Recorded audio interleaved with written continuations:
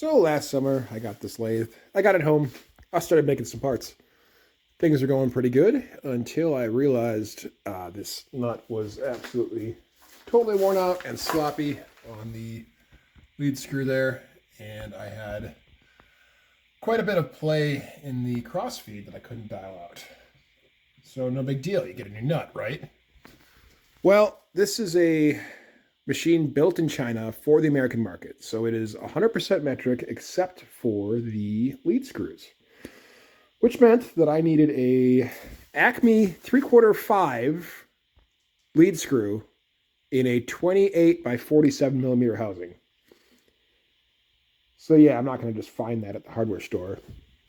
I decided to convert it to ball screw. But the problem with that is the ball screw is threaded backward from how you would normally thread a crossfeed.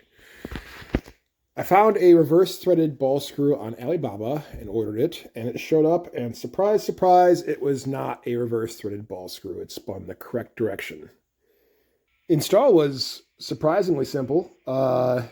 The ball screw came with a new housing that I was planning to make an adapter for, but it turns out it was the exact same size as the existing housing. So I just needed to ream that out slightly, and I was able to fit the new bracket in the new bearing into the old bracket.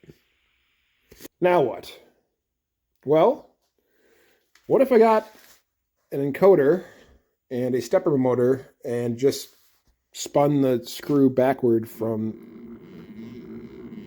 how the encoder spins? So that was one more trip to Alibaba later. This is working fantastic.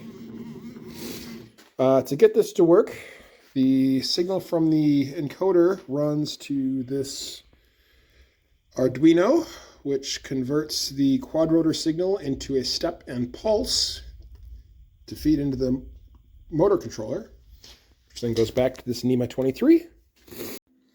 I used ChatGPT to write the Arduino sketch and to also convert the metric ball screw back to the imperial encoder by moving 1,118 steps for every 1,000 pulses it receives.